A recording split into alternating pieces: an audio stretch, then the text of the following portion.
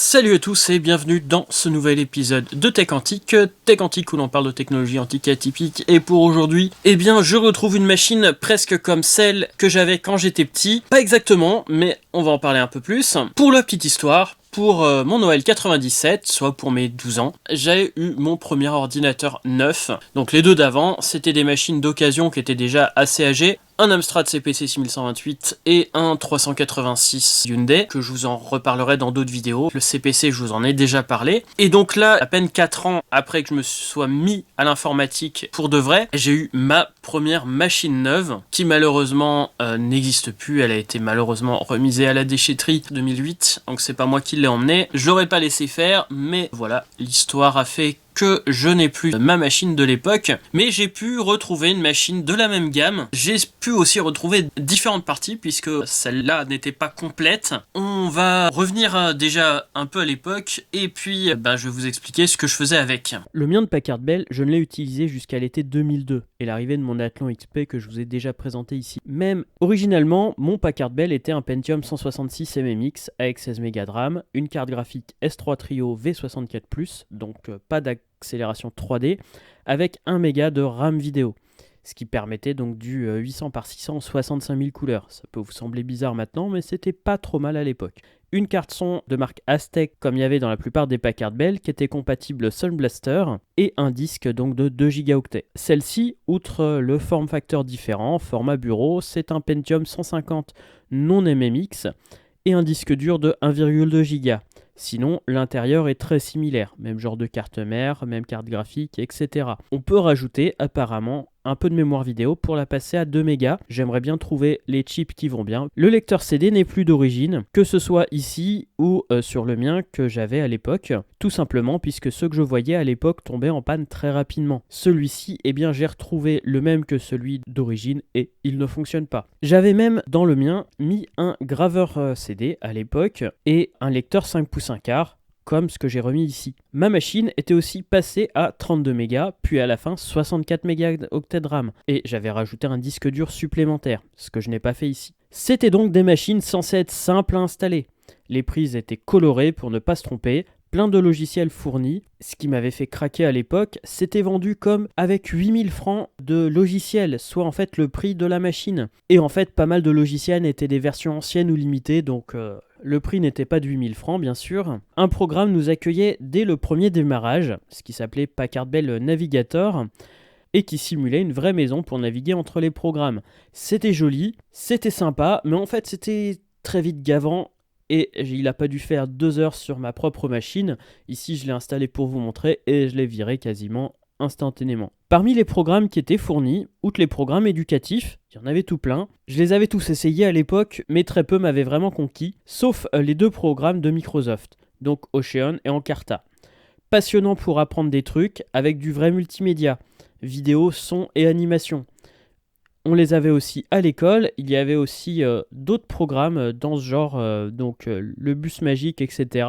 Et je dois dire que vu qu'on n'avait pas Internet et Wikipédia, c'était quand même des super trucs où on pouvait apprendre pas mal de choses là-dessus. La lumière est une onde électromagnétique. Elle est en effet constituée d'un champ magnétique et d'un champ électrique qui vibre ou oscille en formant un angle droit. Les logiciels de productivité étaient des plus classiques. Works, donc qui contenait un traitement de texte, tableur et base de données simplifiée. Word 97, Monet, Quicken et Publisher. Celui-là, je l'aurais utilisé un bon paquet de fois, puisqu'il permettait de créer pas mal de petits trucs sympas, donc invitations, affiches, etc. Un logiciel de mise en page très basique, mais en fait, pour apprendre, c'était super. Il y avait aussi un logiciel de dessin, CorelDRAW, que j'ai eu du mal à comprendre à l'époque. Normal, je pensais un peu comme un programme pour créer du dessin bitmap, type Painter ou Photoshop, et au final, c'était un logiciel vectoriel. Donc vu que j'avais pas les bases là-dessus, c'était un peu compliqué à apprendre. C'était normal que j'ai du mal. Il y avait aussi Magic Music Maker, qui celui-ci, restera le logiciel avec lequel j'ai pu commencer à créer de la musique et passer beaucoup de temps.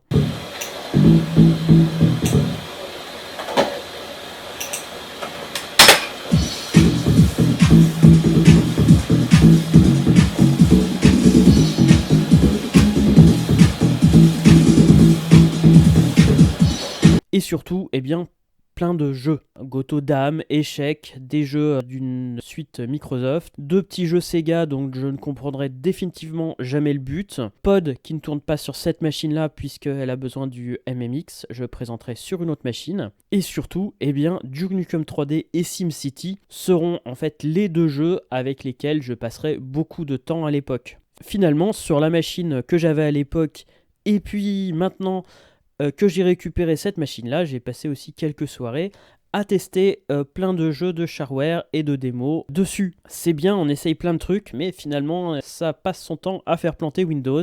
La désinstallation des programmes n'était pas terrible à l'époque, les trucs rentraient en conflit, et donc pour cette vidéo, j'ai dû refaire 2 fois la réinstallation de Windows 95. À l'époque, au début que j'avais ma machine, je réinstallais Windows 95 quasiment toutes les semaines. Une fois que j'avais Windows 98, je réinstallais un peu moins souvent, mais c'était toujours pas terrible. Je n'ai pas pu faire la restauration d'origine, car en fait le disque dur est tatoué, et dès que le disque dur est différent ou qu'on en ajoute un deuxième, ça ne refonctionne pas. Mais j'ai pu remettre la plupart des programmes que j'avais à l'époque, et puis réutiliser la licence Windows 95 qui allait avec cette machine, puisque le numéro de série correspond. Les programmes que j'utiliserai le plus sur ma machine à l'époque étaient donc Music Maker, comme je vous en ai déjà parlé, mais aussi Modplug Player pour écouter de la musique et Modplug Tracker pour créer de la musique. Et enfin, je passerai aussi à la fin sur Winamp avec 2 cartes son pour pouvoir faire des mix. J'ai fait en effet quelques soirées avec mon Pentium 166 à l'époque. Niveau dessin et photo, ce sera avec PenShop Pro que je ferai pas mal de choses.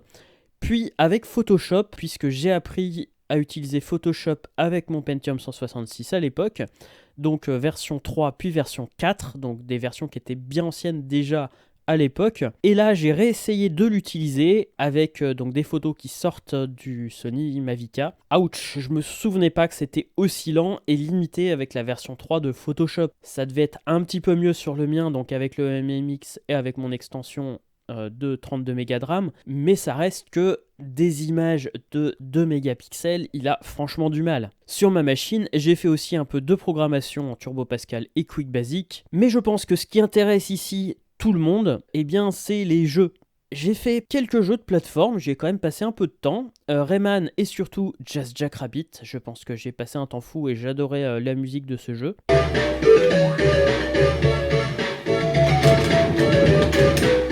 Il y avait aussi Duke Nukem 3D qui était fourni avec la machine, mais j'aurai aussi l'Atomic Edition un peu plus tard. La première version de Quake qu'un copain m'avait passé. Et enfin les jeux de stratégie où on y a passé des nuits quand mes parents étaient absents. Quand je ne composais pas de la musique, je jouais à ça. Donc Command & Conquer et sa suite Alerte Rouge et Total Annihilation. Ça fera souvent des conflits avec mon frère. Mon frère préférait Alerte Rouge et avait les CD originaux. Et moi, j'avais Total Annihilation. Et je dois dire que pour préparer cette vidéo, j'ai repassé quelques nuits à jouer à quelques niveaux de ces jeux-là.